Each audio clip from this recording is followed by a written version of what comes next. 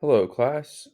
So I'm going to read through this and talk about some of the big parts of this article on the biggest stories of 2020 on this Newsela article.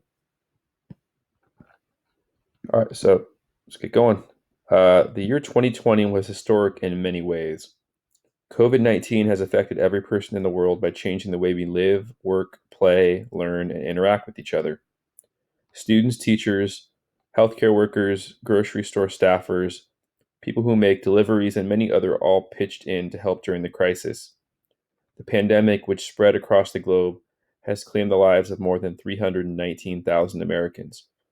Millions of students and teachers went to school online instead of in classrooms and school buildings. High school students had Zoom proms and graduations, and everyone learned new phrases like breakout rooms and hit mute. It was also a year in which showing love meant staying 6 feet apart from friends and loved ones who do not live with you. It was also a year of protests as people took to the streets against racial injustice. They protested for a change to systems of government, education, healthcare, and criminal justice, and other policies that for generations have been unfair to Black people. They also protested to remove statues and flags that many see as examples of the nation's racist past. And it was a year in which all of these issues became highly politicized during a competitive presidential election. Here are some of the biggest stories of 2020. COVID-19. So here in this image, it says volunteers pray before handing out food and packages of donated goods to people in need at the Pan Y Cafe in Chelsea, Massachusetts on April 14th, 2020. Chelsea has the highest infection rate of COVID-19 in Massachusetts and the largest Latinx and undocumented community in the state, with many families not eligible for government help. All right, so um, this was pretty early on when it was declared a pandemic, or April 14th. That's pretty soon after. And if you're not sure what this is just a way of referring to Latino and Latina men and women, right? In a way that's inclusive to both of them. All right, so the novel coronavirus, also called COVID-19, started spreading from the Wuhan province in China in December 2019. In March 2020, the spread of COVID-19 was declared a global pandemic. Health officials around the world urge people to wear face masks and social distance by staying at least 6 feet away from people in public places. As the disease spread, many cities and countries urged people to stay home to help control the number of people who became sick. In December 2020, the U.S. Food and Drug Administration, or the FDA, authorized drug company Pfizer's COVID-19 vaccine for emergency use. But students have not let the pandemic stop them from creating ways to help. One team created a website to track coronavirus cases worldwide. Others created a drone that could sanitize their school, which is pretty cool. Um, Distance learning. So here we have Abigail Prevalon, 13 years old, takes part in remote distance learning on a computer with the help of her mother, Carlene, at home on October 28, 2020, in Stamford, Connecticut. Abigail is fluent in 4 languages and is hearing impaired. Students with disabilities face additional educational challenges due to the COVID-19 pandemic because they're not getting the support that they would be getting uh, at school in person. As part of the efforts to slow the spread of COVID-19, many schools across the U.S. shut down and instruction moved online. This was challenging for students and teachers for many reasons. Many teachers had never taught entire classes online, and many students had never learned by spending entire classes online. Additionally, schools had to make sure as many students as possible had access to computers and the internet to do their work. Some students get their breakfast and lunch at school, so principals and others help make sure those kids had access to healthy meals. Many students and their families had to get creative with setting up desks and classroom space. Since so many students started learning from home, there was a long wait to get desks from stores. Some students found that they did not learn well without some in-person instruction. Other families had a hard time balancing work and helping students learn, so they set up their own classrooms with small groups of students and tutors called learning pods. Teachers and families also had to help students find ways to stay physically active while they were at home. Black Lives Matter protests. So people hold up their fists in front of the Colorado State Capitol during the fourth day in a row of protests following the death of George Floyd on May 31st, 2020 in Denver, Colorado. Floyd's death sparked protests against racial injustices across the country and world. This is in Colorado. There were many protests against racial injustice during the summer of 2020. The protests took place across the nation and the world. Protesters took to the streets over the death of George Floyd, an unarmed black man who was killed while in police custody in Minneapolis, Minnesota in May. This followed the death of Breonna Taylor, an unarmed black woman who was killed by police in Louisville, Kentucky in March. Ahmaud Arbery, an unarmed black jogger in Glynn County, Georgia, was killed in February, and there were protests against the police's handling of the investigation.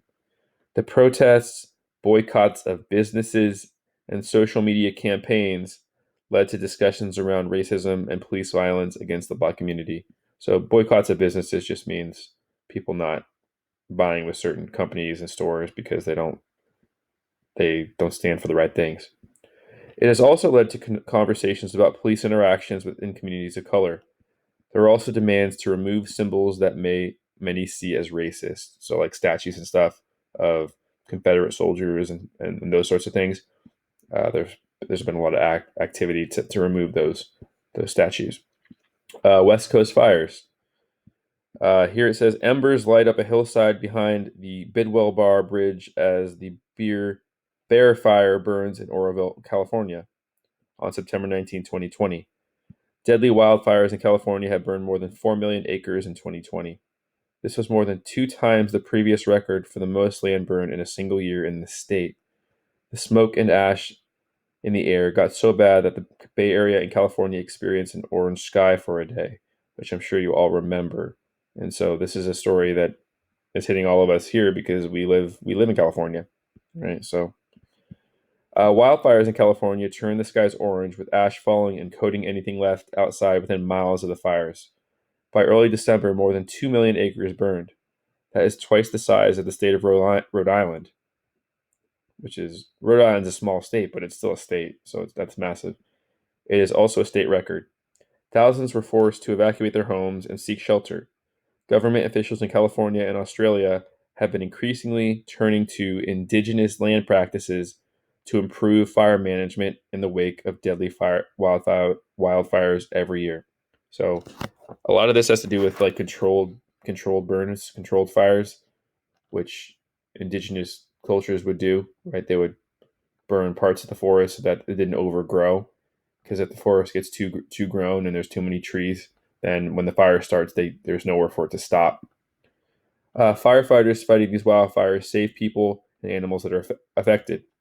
Unfortunately, most of the health equipment is made for humans, so it is not the best for helping animals. One woman decided to modify human equipment to better help animals impacted by wildfires. All right, election. President-elect Joe Biden and Vice President-elect Kamala Harris stand with their spouses, Jill Biden and Douglas Emhoff, as they wave to supporters after addressing the nation in Wilmington, Delaware, on November 7, 2020, which is 3 days after the election, 3 or 4 days after the election began. After 4 days of counting the huge number of mail-in ballots in key battleground states due to COVID-19 pandemic, the race was called for Biden after an election battle against incumbent Republican President Donald Trump. The presidential election was one of the most highly anticipated political events of 2020. The final and official results of the November 3rd election were not known for several days, as many people cast their votes by mail due to COVID-19. States such as Pennsylvania, Georgia, and Michigan and elsewhere needed time to count their votes. President Donald Trump's campaign fought and lost in court efforts to throw out some of the votes it felt were improperly counted and change the election's outcome. So it was a very interesting election because of the way that the mail-in ballots, the absentee ballots, and the people that went in person to vote. Right. So in some states, they counted the mail-in ballots first, which when they did that, like most of those mail-in ballots were Democratic. So the Democrats might have had the lead, but then once they counted all the people the in-person ballots, which were mostly Republican votes, it changed the right, and vice versa, right? So states like Pennsylvania, Georgia, and Michigan had were Republican had the lead at the beginning, right? Because they counted the in-person votes first. Eventually, there were so many Democratic votes that came in by mail that the Democrats eventually won these states, and so President Donald Trump was fighting against that because he thought it was unfair. Ultimately, Joe Biden, former vice president under President Barack Obama, became president elect. Senator Kamala Harris, a Democrat from California, will become the first female, first black, and first South Asian vice president of the United States. So she's breaking a lot of ground there. They will be sworn in January 20. They will be sworn in on January 20th, which is just about a week or two away. Students who are not old enough to vote in the election weighed in on the issues that they thought were the most important. A record number of LGBTQ politicians were elected to Congress this year. A record number of Republican women were also elected to Congress this year. And that is the article. Thank you.